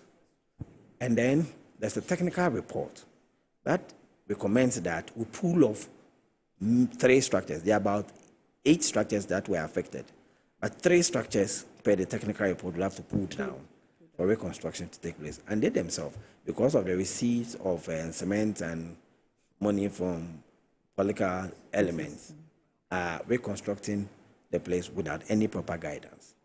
But that's wrong. And I sitting here, will hold you responsible if anything goes wrong. Because we know the reports of how the fire service tenders struggled to even maneuver because we didn't have access. Exactly, because there was no access. But we are trying so hard to engage them. Today, we were supposed to have a meeting with the Kumasi Traditional Council for us to have direction on how to proceed. Unfortunately, for us, because of the passing of the occupant of the Super 2, we can't embark on that activity until the 9th of June, when we have a finality to the burial of the late man Pohine, and then we'll cover it. So all that I say is that they must exercise restraint. We are yet to get the instructions of Otumfo on how to proceed, and I believe that if you're in Kumasi, you must give reference to the occupants of the Golden Stool on how we manage the city. So they're on hold? Yeah, we have asked them to be on hold, and we have advised that if you do anything, the building will still be demolished. So don't spend money, because when it does happen, then it means they're going to lose money twice, and we don't want them to. Time is up. I need to go. I have quite another crucial interview to have. Okay, so before I go, there's something I want to say. Yes. Between the 6th, I think the 5th, and the 9th of November, the 9th of November will be an Akwasidai Day. That's something we're going to do in Kumasi, which is called the Kumasi Business Connect, where we are trying to identify all the people with investment portfolios in Accra who have linkages to Kumasi, and try to identify a zone where we can aid them to come and invest in their home regions and see how we can use that to create employment opportunity for our team in young men and women. Business Connect. Yeah, Kumasi Business Connect is. The first one was what? The first Ashanti one. Festival. Ashanti what? Festival. Yeah, that was promulgated by the Honorable Distinguished Ashanti Regional Minister, the Honorable Dr. Makoye. Now you are doing Business Connect. Yeah. The combination of it will end on Akwasidai, where in the morning of the 9th of the delegation will come from Dortmund. The second day of the event will have a delegation for the mayor's office in Dortmund, where they will also try to identify business opportunities in Dortmund that will benefit Ghanaians. So it's going to be a big investment and business forum, and would ask all interested Ashantis and people from whose linkages are from Kumasi have investment to come back home and assist us to create things that will create employment for our teaming young men and women. We will be communicating with you, so you keep giving us updates. And definitely, I'm sure Desmond Okreko will follow through. He is more about the festivals and these activities by the regions. This is a business forum. This is a business forum. Yeah. He will connect with you definitely. So let's just wrap up here. I'm sure I will connect with you again, and then we'll see if we can also come to Kumasi and see what's happening there. Right. Thank you. Richard Ofori-Agyemang Bwedi is a KMA Mayor. He's been with us in the studio. When you go, our greetings to the Ashanti Regional Minister. Tell him we'll come and visit the Ashanti region. Thank you. Than somebody say it yes. He has a guy name. I think when I remember, I'll text it to you. Thank you for your time. But let's not take a break now, and then we'll connect with the MPP pretty shortly. Haruna will join me in the studio, and we'll talk more. He's a deputy General Secretary for the MPP. There's restructuring going on in the party. Let's see how far the party has gone with it. Thank you. I'll talk to you later.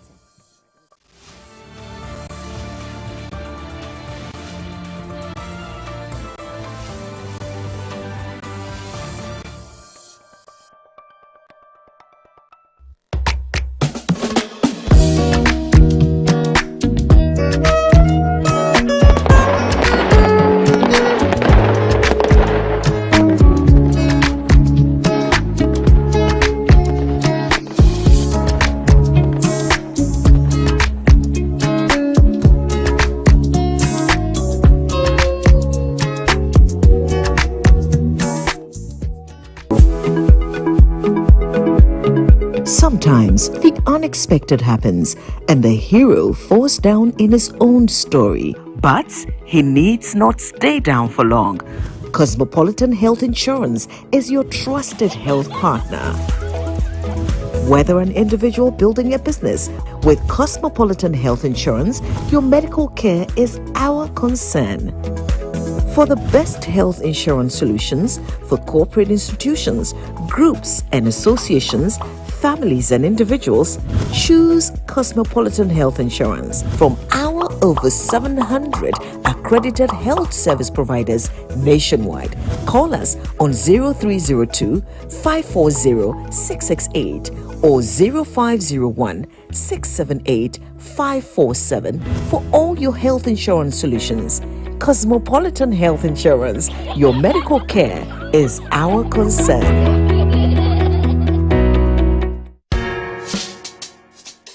Whether you're a wholesaler, retailer, or consumer, MNC Logistics and Trading is your trusted partner in minerals and food commodities trading. Experience the difference with MNC Logistics and Trading for your commodities trading. We operate a well-equipped laboratory that smelts and assays gold to ensure transparent, credible, and reliable minerals transactions. Our general food commodity market deals with imports and exports of food products such as rice, sugar, and grains. We pride ourselves on delivering products that meet the highest standards of quality and taste. With our expertise in international trading and logistics, we bridge customers far and wide. Locate us at number 4 Neosai Interfo Avenue, East Legon, Accra. Call us on 030-299-8246 or visit our website www.mnclogisticsandtrading.com. MNC Logistics and Trading, hub of confidence. Some movies change the world, and you'll find them elsewhere. Mnet Movies 4 is just in it to change your mood. Great. Yes, I can. I'm so excited. They turn an ordinary night into something awesome. Make you laugh louder, smile bigger, and feel like a kid all over again. Yay! This is so much fun! The only thing our movies are seriously serious about is making you happy. All month long. On Mnet Movies 4 for the easy, cheesy, silly, funny, snort laugh classic movies of your life. Hey Ghana, hey Accra, where you the maiden edition, walk in your jersey, Ignite Sports and here they Bravo, Basso Saturday, 24th of May, 2025, yeah, Shassi our Accra Mall, near Kwakubia, Center Point Mall, our Atomic Junction, Shannon So, Ignite Sports. Team Bain, our supporting, Arsenal, Man U, Chelsea, Real Madrid, Inter, Anase, FC, Barcelona. Anye, Shawu Jesse, na Brasia, walk in your Jesse, Yenina Yenshia Jesse, Niemra, Nienantimo. Etia 2 years sorry, Akuo Enina, Keep Fit Club, and Nase Suku Ahudu Enina, Ye Shasia, our shopping mall, a crab of the Shasia, near the Akopim, our center point. And you walk in your Jesse, we taking over.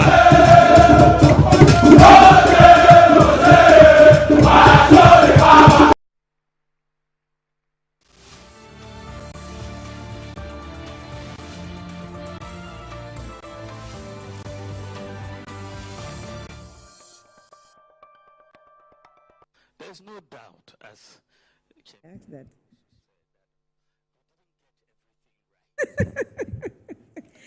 Haruna is with me in the studio. Haruna Mohammed is the Deputy General Secretary for MPP. Okay, so the rest of the minutes that we have, we're going to go hard on the party, on what's happening. Haruna, you're welcome to Good Afternoon, Ghana. And how's everything? Thank you, Annie. You said something recently on Good Morning, Ghana. Yes. And you are trending, Yeah, on social media. Yes, You don't like that the president appointed 58 No, that discussion was situated in a particular context where the leadership credibility of former vice president was questioned, and I had to make a very concrete reasons why President Mahama lacks leadership qualities as compared to Dr. Mahmoud Bawumia. So in analyzing same, first I looked at what leadership itself was and what a leader is supposed to have put through to ensure efficiency and effectiveness of work. So I underscore the fact that as part of a leader, you must be able to take decisions and be able to meet your own timelines. So if a leader who admits on record per a book published by himself, where he said that he could not take a decision by himself as a young man, and this was reflected in his first term, where he had 3 wise men who were to take certain decisions for him, then becoming a president again for the second term for just within 14 days and 120 days, 60 ministers he could not. So it defines how indecisive he is.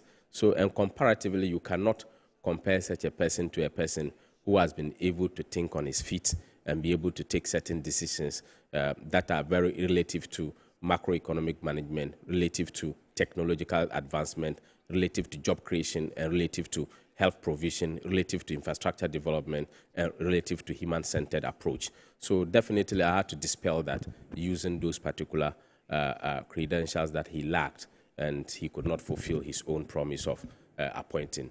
And the key point there was that he was indecisive. So what about the leadership approach of the MPP as well? What are they doing? What have they said? What's going on now? What's the structure looking like? The MPP leadership, in terms of what we do, reflects in what where we come from. We are a liberal conservative party.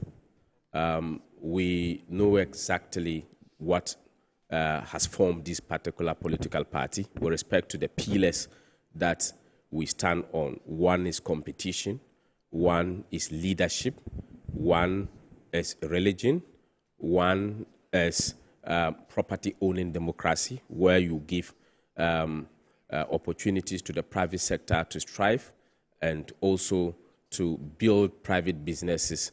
That is why President Kufuor, in his own words, used that the private sector is the engine of growth. This was centered on the structures and pillars of the party. That is why you see that His Excellency former President Akufo-Addo had to implement the free senior high school policy, not just because he thinks that this is something he has to do, but this was something that reflected in the ideology of the New Patriotic Party, where we think that the human capital base of our party need to be, of our country need to be built. We contribute to the development of the state, and that is why we say that development in freedom. So you check the stability in terms of security in Ghana and also across the globe, our contribution.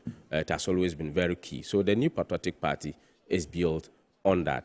And if you look at what we are currently doing as a political party, after we lost the December elections, we have done a number of things that is putting the party forward in terms of positivity. And that includes gagging people from venting? No, I don't think that anybody is gagging any person from venting. If you look at, there was a release by the General Secretary, my boss, lawyer Justin Kodia Frimpong, with respect to people seizing the opportunity to discuss matters of the party in the media cycles and to channel same to the Professor Michael Case Committee, which was one of the avenues for people to speak, the people to have their frustrations and all that they think that they are supposed to empty them. So the Professor Michael Case Committee went through all the 276 constituencies, took their responses, and on that basis, the General Secretary instructed that the code of conduct that was implemented on the 27th of July 2021, which was later affirmed in August 2022, and again in our last National Council discussions, that particular code of conduct again was reinforced to be implemented. So if you check that particular code of conduct, media discussions with respect to internal matters of the party is not supposed to be given a sunshine, and also declaring, because party matters are supposed to be discussed within. As a public interest entity, as a public interest organization. Yes, Yes. You have supporters. You see, Metro TV. You have grassroots supporters who probably have similar sentiments, but don't have the opportunity to be on air. So some leadership who also are not in agreement or in what's going on will feel, okay, we can also say this and say that, which represents these grassroots supporters. Yeah, Annie, you would say so, but if you ask yourself, Metro TV is also a public interest organization. If you have matters that are not supposed to be discussed publicly, you would not allow your staff to discuss same. So it's not every matter. If it's a classified document. It's not about documentation. There are issues that even in this organization, you don't need to discuss them outside. You need to discuss them inside to take a collective decision on such matters or get resolutions on those matters before. If they are communicable to outsiders, you would do so. If they're supposed to be within, you would leave it in.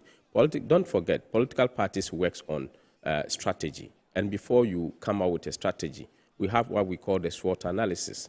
So you check the S and the W, the strength and weakness. They are internal factors.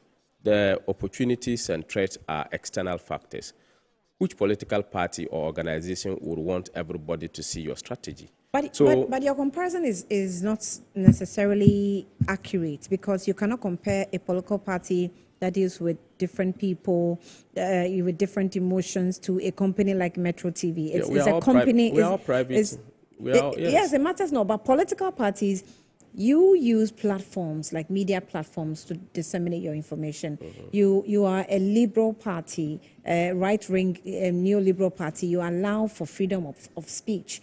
When you are doing campaigns, you go at each other, same with other political parties, right? So why is it that in this case, this is looking a little different? If you go at each other doesn't mean you should be insulting each other. So if you put a code of conduct to streamline how you should speak about each other, so it means you are gagging people from speaking. Are you saying that people who are complaining, they are insulting people?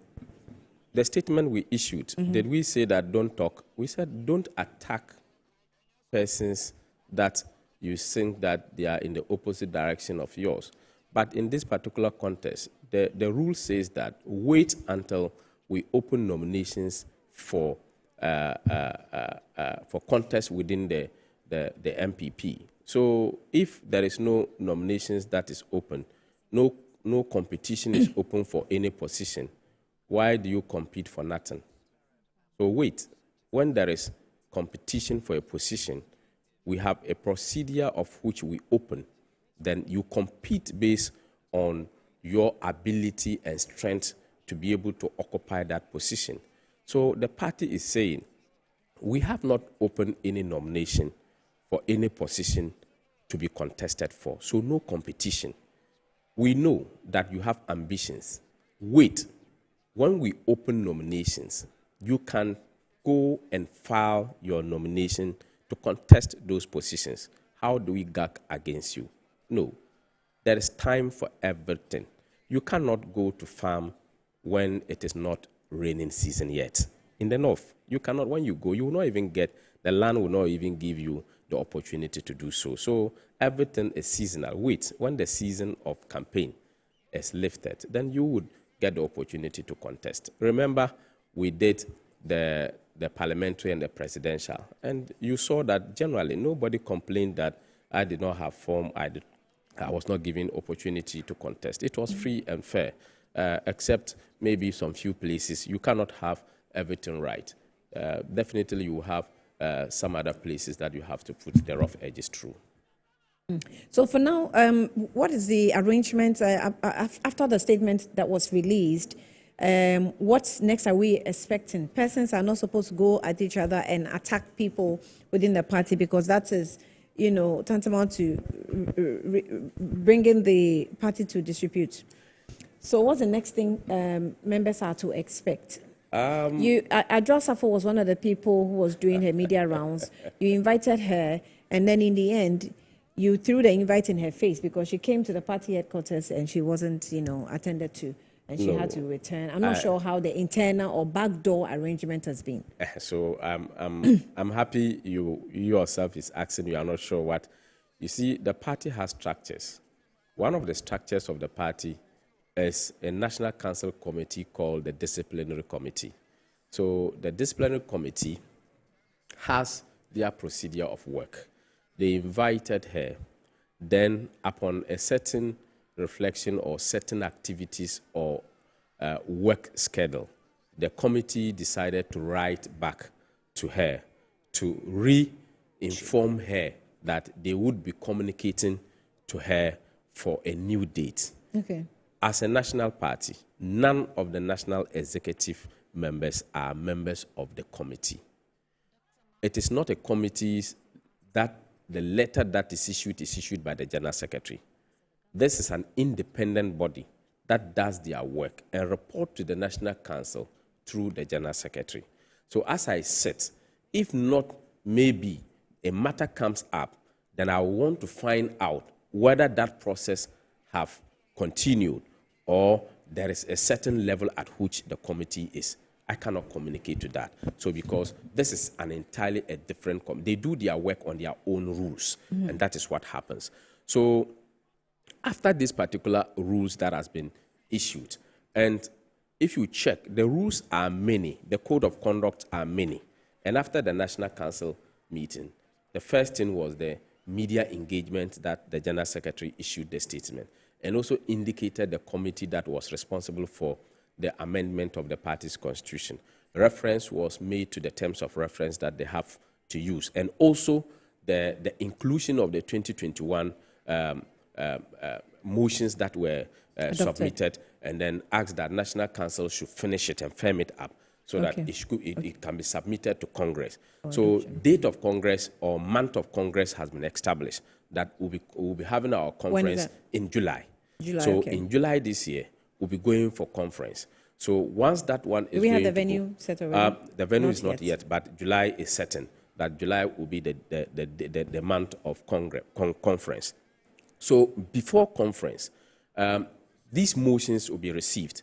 A deadline was given for the submission. Before you can do an amendment of the party's constitution, you have to avert your mind to Article 19 of the party's constitution, where you have to call for proposals from members of the party and recommendations on constitutional amendment, and also the 2021. So as we said, the motions that have been presented, I'm not sure how members who presented the motions carved them, because they don't have access to the Microcue reports. Really? Yet you're saying that when people have issues, they should go to the Microcue committee. Yeah. To say what? When they don't know what's in the report. I would clear this for everybody to understand. The amendment of the party's constitution has nothing in reference to the Microcue committee. The Microcue committee was given two terms of reference to work with. One was to look at why we lost the election. The second was to look at possible areas of amendment and structural reforms of the party. So if the party's constitution is going to be amended... And these were given by NEC? Yes, this was given by National Council. It was National Council's decision. And if the party's constitution is going to be amended, it's not going to be through just a committee's report. Even though the National Council has ordered that this be included in their terms of conference, terms of reference, the Article 19 had to be triggered. And what does Article 19 say? If you permit me, I read. Every amendment to this constitution shall be made at the National Annual Delegates Conference, provided, however, that no amendment shall be made unless a notice of such amendment had been submitted in writing to the General Secretary not later than 2 months before the National Annual Delegates Conference. So if you check the timing of the release of the General Secretary, it is 2 months before. And as we speak, the committee is sitting at Kokomlimli, our campaign office, to put together and invite other stakeholders that they deem necessary to provide insight and direction as to areas or proposals that people have submitted. And B, it says that the General Secretary has circulated the proposed amendment to every regional and constituency office at least 1 month before the National Annual Delegate. So all that the committee is going to put through, the General Secretary will submit them before the regional and constituencies, before they come for the conference. So at least 2/3 of the delegates at the National Annual Degree Conference cast their vote in favor of the amendment before such amendments are adopted. So if you say that because they have not seen the report, they cannot make proposals for amendment, we are not amending Michael Quay's committee report. We are amending this very constitution. So if you are making proposals to the amendment of this very constitution, you only need this constitution to make your proposals. You don't need Michael Quay's committee's report for amendment, because we are not amending that one. We are amending this very constitution of ours. So you will indicate the article that you want to be amended, and you will also indicate how it should be read afterwards. So you only need this one to get your facts and then indicate your reasons of which it should be amended. If those meet the conditions and reasonableness, then the committee will look at it and feature it. When people ask why you're hiding the Michael Quay reports, you say that the NDC did not make their reports public to know exactly what happened, and they worked with it within their party system. Why can't you do it? Because within your party system, there are people who think that the report should reach certain people, but it still hasn't, done that. So how do they know what to work with if they have to? There's some restructuring that has to take place. Annie, I can't tell whether the NDC had made the report to certain people within the party. Within the party? I cannot say. Okay. And maybe you cannot also confirm. Maybe. Yes. So in our party too, the NDC has not been our standard. The first political party... No, what I'm saying is that when they ask you to make the report available to certain persons, you throw back that, but in your party, you didn't make it available. You see, the point is you who is calling for them. Yes, you see, I speak for the party, and I don't use NDC as a standard. Because if I use NDC as a standard against the NPP, it will be like a degradation. We are far apart from them when it comes to politicking in Ghana and our contribution to democratic process and elections. In 1992, we wrote the stolen verdict. We shaped the election process in Ghana. Our contribution in opposition and in government has always been very impactful to the good people of Ghana. The first party to write a report after a defeat of election was the NPP in 2008. We have the Heyman's report. That report has not been made public, but we worked with the Heyman's report.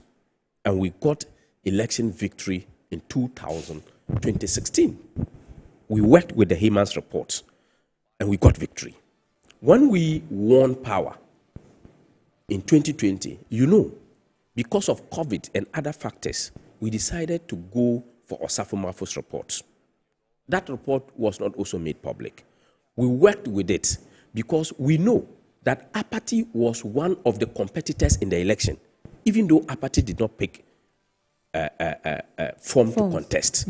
So it has always been very difficult for political parties to go the extra mile to get the third term. So Apathy comes in the second term. Apathy grew wings in the third term. And in that event, we fell in a manner that we have never fallen before. And that is why we came back and came with Professor Michael Quay's committee's report. We are going to work through with this report portions of this report that the general public or the party people ought to know. During the thank you tour, we discussed and made the party people to understand and get to know. You did not discuss. We did. You didn't. We did. It was Dr. Oh, well, unless you tell. It's well, not we don't I. know, but unless you tell us that you, as executives, had discussions with Dr. Bawumia, because as far as we're concerned as a media, Annie, I represented the General Secretary in the 5 northern regions. The General Secretary started with the Savannah region in the 5 northern regions. And before Dr. Bawumia would speak, the General Secretary, the regional chairman, in the speech of the General Secretary, he indicates portions of Professor Michael Quay's reports, portions that ought to be known by party members. So with it throughout, After he left Savannah, he came for the demonstration in Accra that we did to protect our democracy. I continued in the Upper West region. I did indicate to the party people portions of the report. It's not all the report that you can put, but portions of the report that is supposed to be known. Okay. And if you check, if you get your reporters, the media were always available, and some of these issues were discussed and made known to our people. So I did so in Upper West, I did so in Upper East, I did so in Northeast, and I did so in Northern region. Okay. So and then they left for OT, and my boss took over and Volta. So this week probably will be in Eastern region, and from Eastern we'll come to Greater Accra. And then from Greater Accra, we'll go to Central and round it. So we're still on the thank you tour? Yes, we are still on the thank you tour. Where's the chairman? The national chairman is on a different assignment. The general secretary is on the IDU meeting, which they have finished with that IDU meeting. They will be in by tomorrow next. Back the former flag bearer is also, after the IDU meeting, I understand he went to UK. He had some other lectures. He will also be in. His date of return that I don't know, but they will continue the thank you tour together. So the chairman is not upset about what's happening? Upset about what? What's happening? What? At the thank you tour? Which chairman? Your party chairman. But we have one chairman. Our party, he was part of the thank you tour. Yes, but he, stepped back for... Yeah, he gave reasons why he stepped back. He had another commitment that he had to do. And this has always happened, even in national campaigns. Well, I told that he was going to join the demonstration that happened, but he didn't. The letter never communicated he was going to join. Yeah, the letter never communicated he was going to join demonstration. It was the general secretary who left because of the demonstration. And you can report that the general secretary was in the demonstration. He left the charge for his deputy, which is me. I continued. And then when we left Yendi, he took over from me in the OT region. So, Haruna, our platform is always available for you. You know that. So we will leave it here and engage you some other time. My producers are saying that we should do. What did you say we should do? Photo shoots. Thank you for coming. Yes, I think it was just coincidental. Anyway, Haruna, I'm grateful for you coming through. This is where we draw the curtain on Good Afternoon Ghana. We definitely will come your way again tomorrow. Thanks for watching. Good afternoon.